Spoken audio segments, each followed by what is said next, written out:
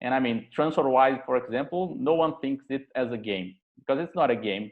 Facebook's not a game itself.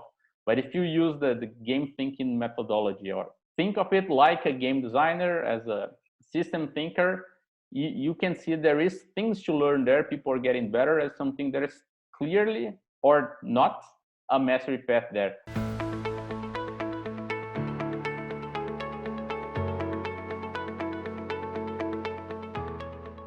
So my name is Tiago Sizenando. I'm based in Brazil, a city called Belo Horizonte in the southeast of Brazil, near São Paulo and Rio. And currently I work as a gamification consultant. I'm a long-time user of Transferwise, so I think all the pieces connected there to decide to choose Transferwise as the teardown. So the teardown is about Transferwise. I made a quick intro here about the company itself for those that don't know, like it's a British company, recently founded. It covers a lot of currency around the world. It's about sending and receiving money internationally. So there are some big numbers there in terms of profit, number of users, and also the amount of transactions each month, like 4 billion is transferred each month. And what is interesting about them is that they created this way of, if I want to transfer money from Brazil to United States, they can do in such a way that my money is transferred from Brazil to a Transferwise account in Brazil, and a Transferwise account in the United States, transfer that to the one I want. So there is no actual international transfer there. That's why they can make things cheaper. That's their like unique value proposition. And for this teardown, I adopted that idea that we discussed the last time of creating different users with different needs so things can be more relatable. So I have 3 people here. Deepak is this 43 years old guy that is a local shop owner from India that is currently living in US. And he uses Transferwise to send money to his family in India. There is Susan, a CEO startup owner, a CEO startup that uses Transferwise to pay remote employees in Asia. And also Martina, a web developer from Argentina that uses Transferwise to receive money from European companies. I think these are the 3 main usages of Transferwise. Cool. For this particular teardown, I've eliminated the middle one because I couldn't create like a Transferwise for business account to actually see how the experience is different. So we are going to focus on these 2, also to make it simpler. So one, trying to send money, the other trying to receive money. These are the 2 main use cases. So for discovery, we have these 2 user stories. So Deepak, when he wants to send money to his family, he wants to do it in a safe and cheap way. I thought these are the 2 main things he's looking for. It should be safe and should be cheap. So he can make sure he's helping them out. That's his main goal here. And for Martina, she wants to receive money from international clients and do it in a cheap and fast way. And also because safety is more on the company side, on her view, so she can avoid bank costs and profit more with this. So these are how these 2 users are looking for something like Transferwise. So for Deepak, he could Google something like send money abroad, and it would be like the first hit, Transferwise. So it has a very powerful authority in the SEO world. And also I believe that word of mouth would work, something like maybe other foreigners living in where he's living, or even friends that are trying to do the same. Probably someone else already solved this problem. So he could also discover Transferwise with this. For Martina, she's Googling something like receiving money from abroad. Then the first 2 hits, all of these I'm Googling in this anonymous tab. So there is not related to my actual history. So I believe that's what most of you are going to find. It's again, the first 2 hits is about Transferwise, so it looks tempting to at least try to figure out what's going on. And also in terms of word of mouth, I think everyone that is like a freelancer that does international work, maybe they will they'll get to know about Transferwise, the solution. Once they click on the site itself to see what's all about, they will find the slogan with the value proposition there. So cheaper, faster way to send money abroad. That's social confirmation of over 6 million people using this. So it's not something like very niche that I'll have to dig deep to try to see how much I can trust this. And also that real life simulation that we've discussed, that right away I can type the amount and the currency I'm planning on transferring, so I can get a direct result of how much I would pay in terms of fees, and also how much I would be saving comparing to normal bank fees. So this is shown here on their landing page before I do any kind of login or anything like that. If I click on the blue button of compare prices, I have that idea of, I can simulate if I'm sending money and what is the currency. Let's move this here. And in this particular case for sending dollars to euro, in this particular day also, Transferwise was not even the first option in terms of the cheaper, but even though it could be kind of risky, if that's the only thing I'm looking for, I'm going to do like a one transfer, maybe I could go for the first option here. But at least to me, it brings it raises credibility and trust for the company itself, because it's not hiding some information that is useful for me. In this other scenario, it was actually the first one, so it is the cheaper. So probably they are doing this because they know they will reach #1 most of the time, I believe. Once I'm convinced to try this, the onboarding happens something like this for Deepak. So when he wants to send money to India for the first time, he wants to quickly know if it's safe and also easy to learn. I think that's important on the onboarding experience, because everything related to transactions and money could be something like, oh, that's too much work, I'll have to put so many data that I'll leave that for later.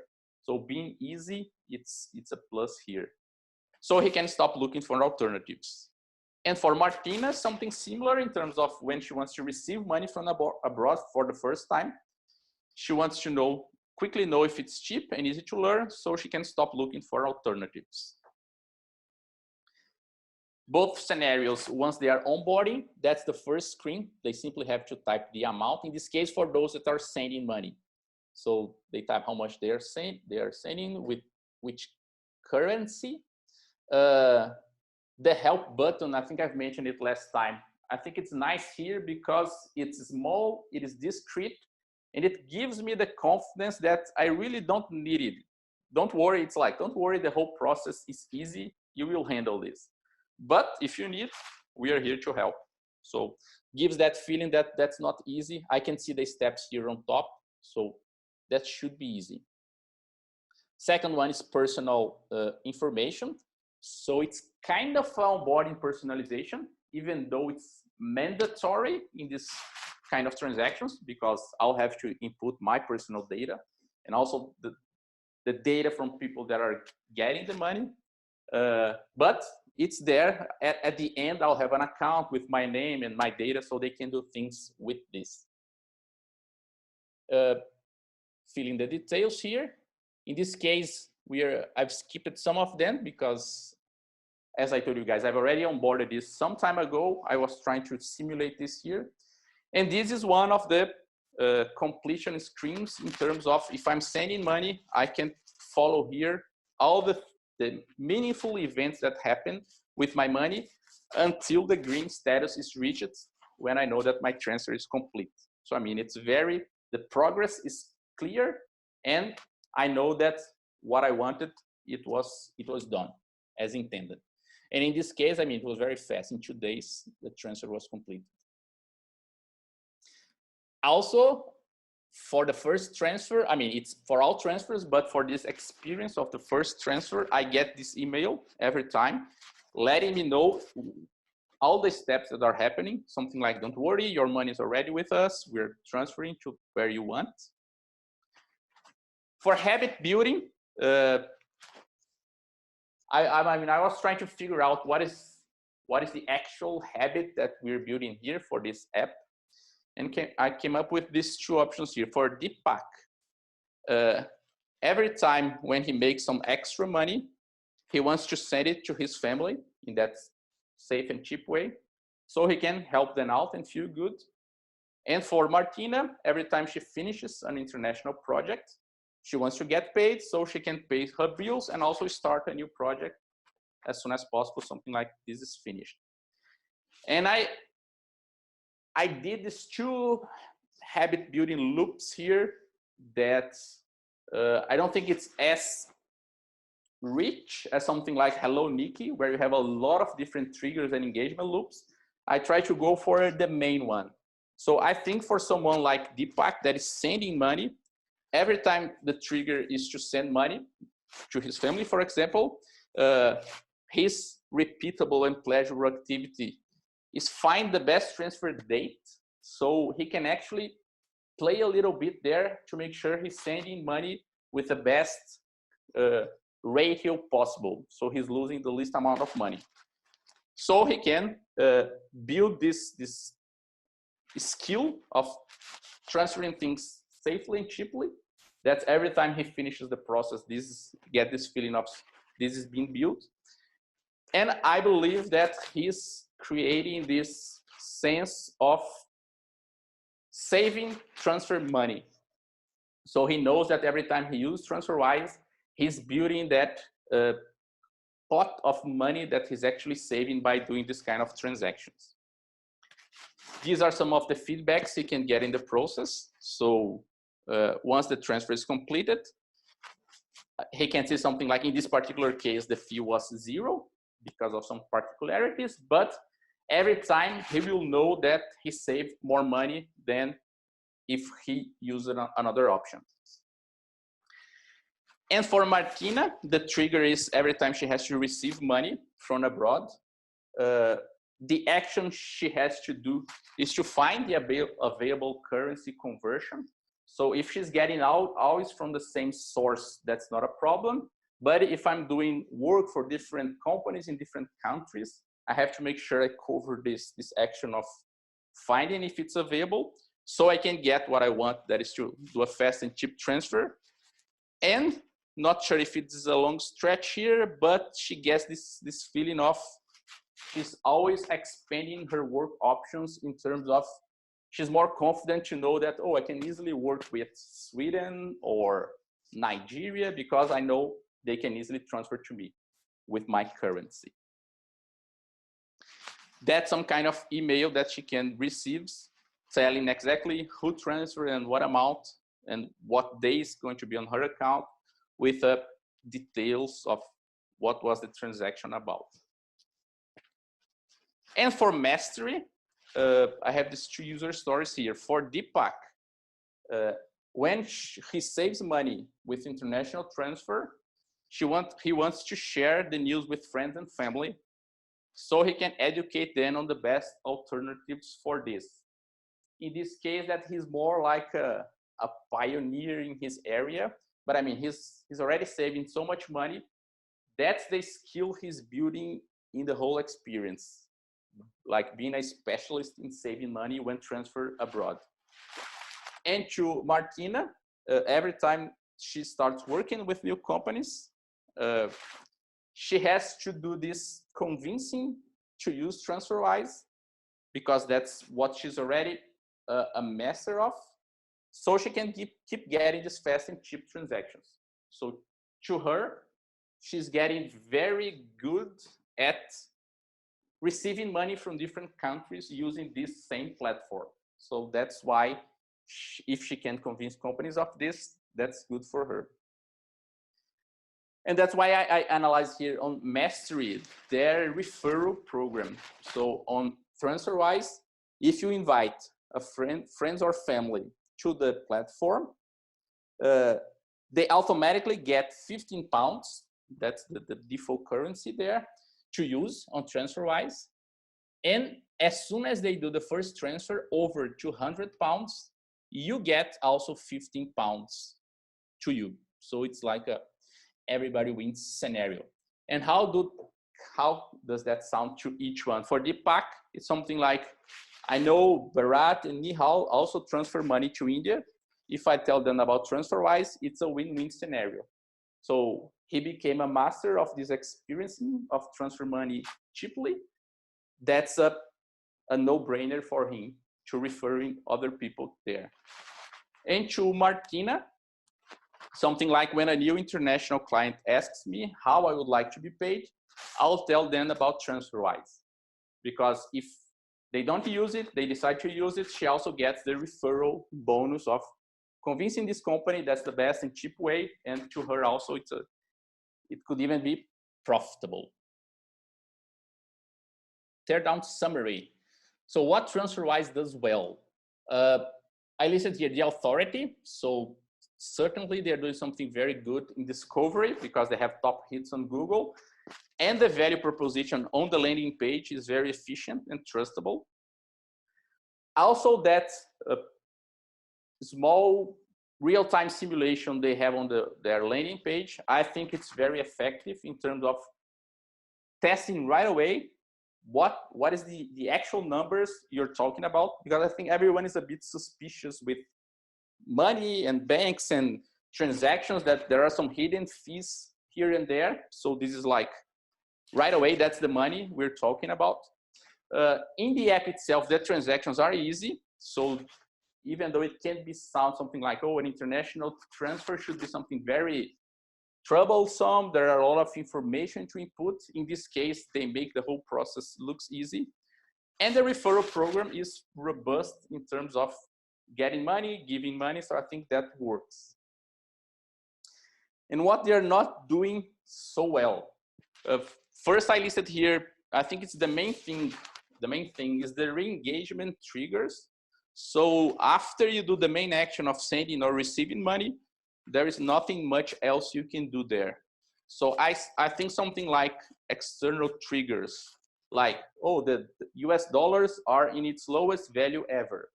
And if I want to send money abroad or getting paid, that could be the trigger I need to go to TransferWise. Or something social in the sense that your friend, Joe, for example, joined TransferWise. That could also bring me back, or I can remember the referral program, I don't know. Also, something I felt they are kind of weak there is this cumulative progress, that even though the feedback for this one-time transaction is solid, I didn't feel this sense of something being accumulated there, like all the money I saved, everything I received. So it's like my 10th transaction is very similar to the first one in terms of the platform showing my progress there. So I think they could be stronger in this, making really clear that, see how much you're here with us for 4 years, that's everything you've done, that's everything you've saved. I think that would be helpful. And finally, the mastery journey itself, that even though I use the referral program there as an example, it's available to users since day one. So if I want to do the referral on the first day, no problem, they can, it's allowed. So there is nothing like exclusive or special for these veterans. A little bit related to the last one, that there is no planned journey for the user there. It's just something a very efficient and cheap way to send money, but maybe they haven't thought out the full four steps experience. And that's it. Thank you. I really love that teardown. I love, it's got a lot of clarity.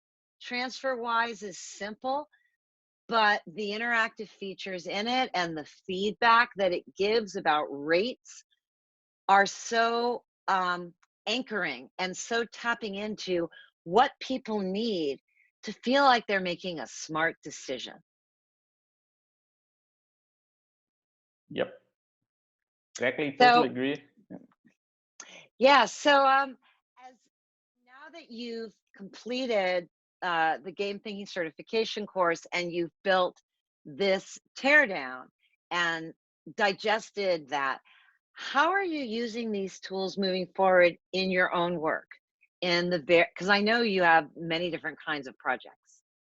The teardown specifically, I mean, it's a wonderful tool to analyze probably any project, any problem that you are dealing with. So it's a very structured way to actually look into an experience, an existing one. You can see the whole process going on. It becomes very clear what's working, what's not, if there is a journey going on there, and especially what are the users actually learning from that experience. I think that's one of the things that I was not used to think about it, this idea of playing and learning. And I mean, Transferwise, for example, no one thinks it as a game because it's not a game. Facebook's not a game itself. But if you use the game thinking methodology or think of it like a game designer, as a system thinker, you can see there is things to learn there. People are getting better at something that is clearly or not a mastery path there. But it becomes very clear what are the strong points and what are the weak ones. That was really well put. That's exactly how I use it and we use it. And when you're working with a team and you can get the team to do 3 or 4 different teardowns of their adjacent space, you know, of the similar apps in the space, it really levels up the whole team's market analysis. What would you say to somebody who's a trainer, a consultant, a coach, a product manager working with many teams at a company? They were thinking about game thinking certification and really wondering what the what the value is, what the outcome is. What would you say to them?